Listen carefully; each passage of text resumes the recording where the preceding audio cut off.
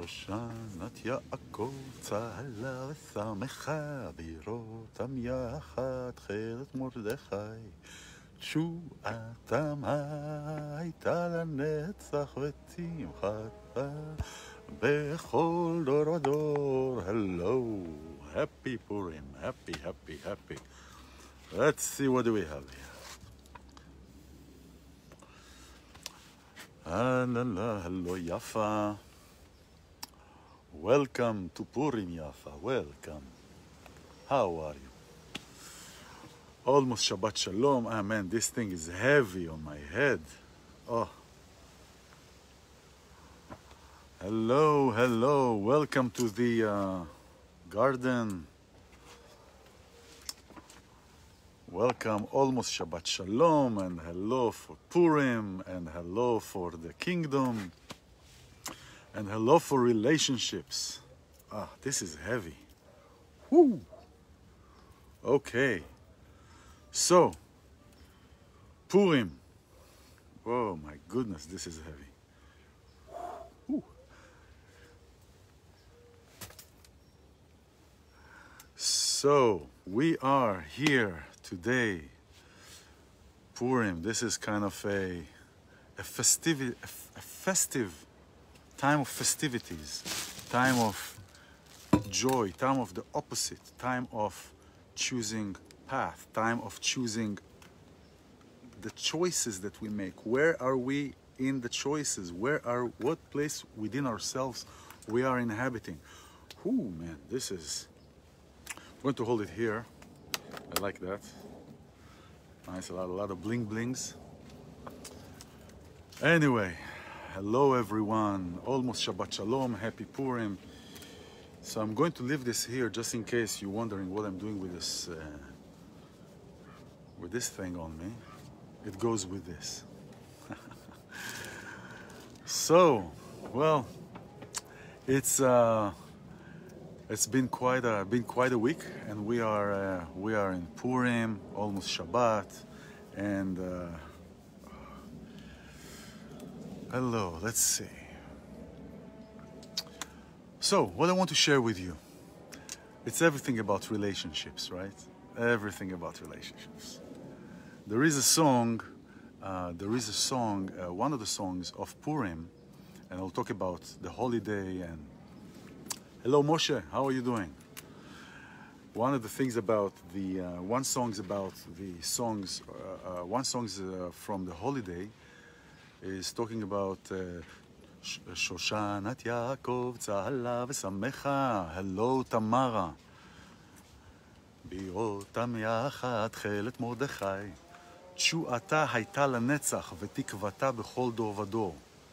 Her salvation was forever and her hope in every generation. Whose hope? Whose salvation? Happy Purim, Moshe. It's just too heavy on my head. Okay. Whose salvation? So, the story of Purim, the story of the holiday today, to who is joining and who is not familiar with that, talks about that in Iran of those days, in Persia, there was the king that he got drunk at one time, and his wife Vashti got herself killed. Unfortunately, that still happens sometimes. She got herself killed, and happened to be, right? We're talking about things that are orchestrated so beautifully, and everything happens to the best of our journey, for the good of our journey.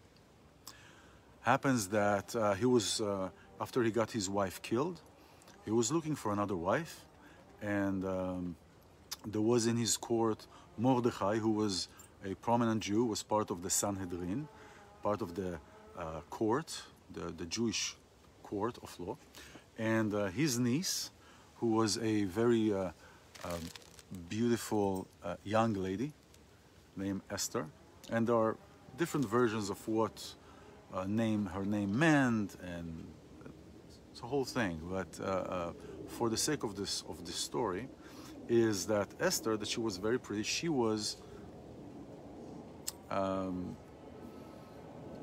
given to Achashverosh. Achashverosh wasn't Jewish, but she was given to him because they saw great potential in what she can do, in what the feminine power can do, in how things can be averted.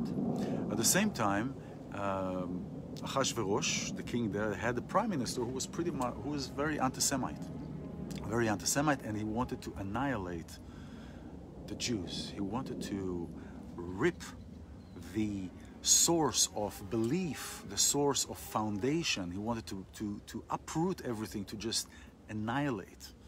You know, and there are a lot of comparisons, and there is a very strong comparisons between Haman, who was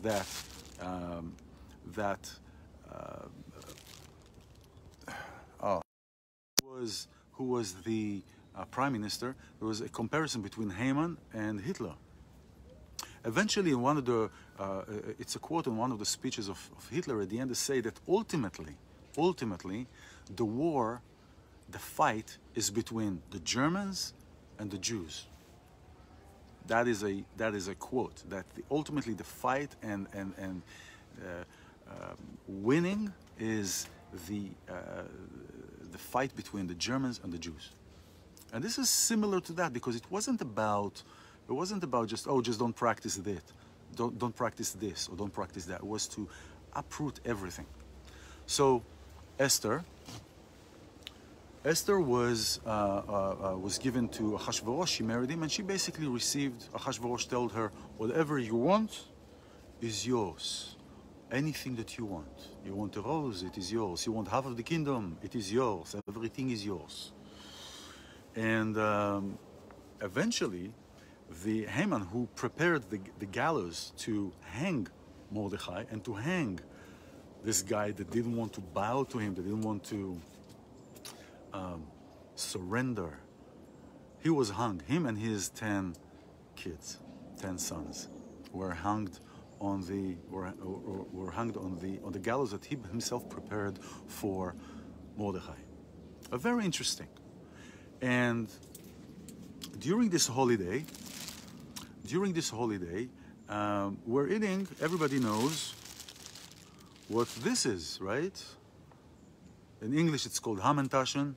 In Hebrew, it's called Oznei Haman, the ears of Haman. Now, I don't know, but if there is somebody who is wanting to annihilate a nation and people, why would I, and his name is Haman, why would I want to eat the ears of Haman?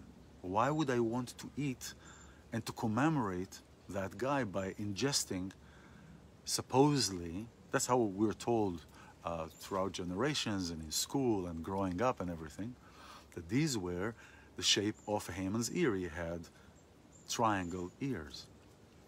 I'm just doing a very simple logistic thing that some people may find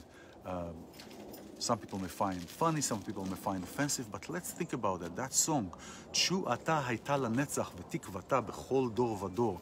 Her salvation was forever, and her hope in every generation. Whose salvation? Whose hope? Esther, the feminine. Coco, you heard your name and you came. No, not now. Okay, thank you very much. I'll talk to you later. And so this is the symbol of the feminine. This is the symbol of the feminine organ, right? Look at that. This is what this feels like. This is what it is. It is the feminine. This is the relationship. For thousands of years, patriarchy was ruling. For thousands of years, it was ruled by men that led with fear, and we are filled around with fear and confusion and illusion, and we swayed away really from our true nature, our true power, our true salvation. And not coincidentally, in Purim, it is said it is a mitzvah, it is a deed to be happy. It is a deed to rejoice. It is especially during this time to be in happiness. Actually, Purim has a greater spiritual significance than Yom Kippur. It's a greater significance because this is a time where the Jewish people chose to go, chose to be in service. The difference in the miracles that happen, unlike Passover, where we're celebrating, where there were supernatural wonders and supernatural miracles, nisim, right? Everything that happened during this time in Purim, including the feminine, including this, not Hamentashen, but Estotashen, everything, including that, was everything done through the natural, through natural occurrences. As we say, everything happens for a reason and for the good of a reason. Everything is being orchestrated. We are in a place where everything is in harmony. So everything that happened, the fact that, oops, Achashverosh killed his wife, and oops, Esther was there at the right time, at the right moment, and oops, the gallows that Haman prepared for Mordechai were actually used to kill him and to annihilate him. And oops, Esther is the queen, and the Jews have been saved. The Jews have been saved from this another Holocaust. And we, as the people, now that we're talking, every one of us, we have the opportunity every single day, especially because of what is going on, to recognize where our power is, what our gifts are. And what is the feminine gift is the unity. What is the feminine gift is the creativity. What is the feminine strength and salvation is love and acceptance. Everything starts from the feminine. Everything starts from this creation. Creation starts with feminine. Masculine comes first after the feminine, from within the feminine. So when I'm being told as a kid that these are the ears of Haman, you know, as it was weird to me, but you know, it didn't come into my consciousness really, into this understanding until recently, where this is actually has nothing to do with Haman, right? And so everything is really relationships. And how does it also with the parasha of this week, with this parashat Tetzaveh? The relationship, when we are in a relationship of giving, when we are in a relationship of true love, of seeing the other person in front of us, we're truly happy. I'm truly happy for you to achieve and to find your gifts and to bring these gifts to the world. And so we can share these gifts to the world. Each one of us has wonderful and marvelous gifts. Right, Coco?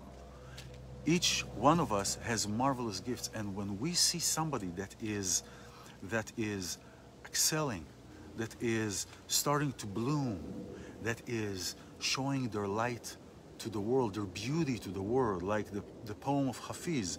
How did the rose ever show its beauty to the world? It needed the encouragement of light upon it. Otherwise, we remain all too frightened in our heads. And this is where the masculinity, this is where man, this is where patriarchy is coming. Everything through suffering, everything through fear, everything through, oh, you have to suffer. And so let me tell you, beautiful ones, you don't need to suffer to be saved. You don't need to suffer to see something in a different way. Sometimes, and many times, me included, we have to go through this path because of being indoctrinated with so much fear and so much, let's trick this and let's do this. No, I'm not going to say this because if I say this to her, she might get it to her head. So I'm not going to say this. I'm not going to tell her that I love her because, oh, she may take it to the wrong direction. There are all these games, all these places, all these dating games, all these dating way. Oh, I'm not going to call her. You know, I heard that there are these rules, so-called, that, oh, you meet somebody and you don't call them until 2 days later or 3 days later, because otherwise it seems like you are too into that person. let's go around this. And yeah, I'm not going to call, yes, hey, I am the king. I'm not going to call. I'm not going to show affection because it is beyond beneath me. What are we talking about? Affection and joy and to be happy for the other person. That is feminine. That is accepting. That is coming in harmony. That is being harmonious. In this parasha, Parashat Tetzaveh, and you shall command. That's Tetzaveh. It is. This is another time where Moses is being told to give, to relinquish, to create a leadership that he eventually wouldn't be able to sustain, wouldn't be able to lead. He's being asked, being told, to create an infrastructure that he eventually will not be leading, that his brother Aaron will be leading. But at first, Moses is getting the blessing. You should go to Pharaoh. You should do this. You should do that. You should be the one who talks. The people should talk to you. And Moses says, look, I don't want to do that, you know. I mean, Aaron is my older brother. I don't want to do that. How is he going to react if I am going to take what is maybe rightfully his because he is the older brother? And what does Aaron do? When Aaron sees Moses, he is happy. He is truly and tremendously happy for his younger brother. True love is seeing the other person, not seeing me through the other person, but seeing the other person for who that person is, for who that brother is, for who that person in front of me is, and to be happy and to rejoice and to be in that space. There is no need for suffering. There is no need for suffering to see the light. There is no need for suffering to manifest. תשועתה הייתה לנצח ותקוותה בכל דור ודור. Her salvation was forever and her hope is in every generation.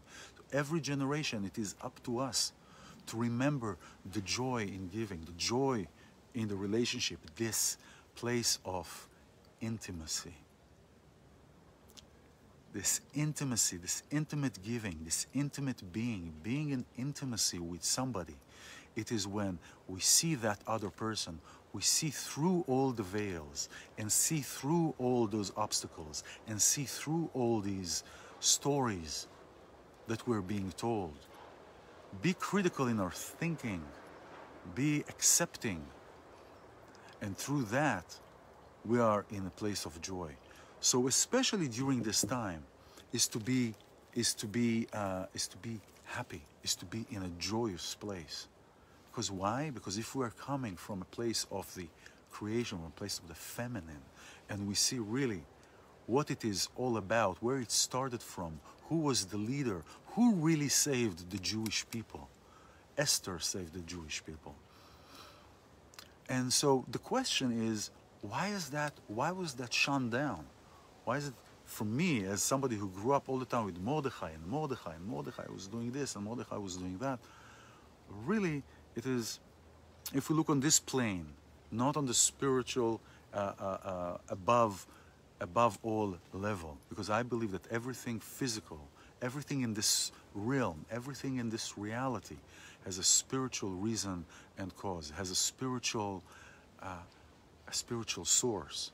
So if we're looking on this plane, on this level, who actually did the work? Who actually concocted everything? Who actually looked at what's the lay of the land? What is the lay of the land? How am I behaving? How am I acting at the land and the lay of, based on the lay of the land? And what are the choices that I make? And so if we see that, we see that Esther was the pioneer. And the feminine is all love, and the feminine is all acceptance, and it's harmony. So with this said, and it is almost Shabbat, actually it is probably Shabbat, and we are here to put on customs. So if you are watching and you don't know anything about Purim, big part of Purim is about dressing up, is about being the exact opposite. Venahafochu, meaning let's turn it around, let's do it on the other side, let's flip it to the other side, because the pool, the luck, In Hebrew, Purim comes from the word pur, which also is like in English poor, but it means in Hebrew luck. But luck, it's not in like, oh, good luck. It's in like the trickling of the divine energy, from above down. So the pool, the luck, the trickling was shifted, was changed because of an action and a concoction of a female, of a woman. And so the luck is changed, and for that we commemorate and we do everything exact opposite. We dress up in the opposite. We are putting costumes on, and costumes are reflective maybe of all kinds of sides of ourselves. So let's put that out as a reflective opposite, and be in that space. And remember that the place of love and acceptance through the feminine, coming into this harmony place, is really the place of salvation. So, with that said, happy Purim, Shabbat Shalom, and I'll see you soon. So yummy.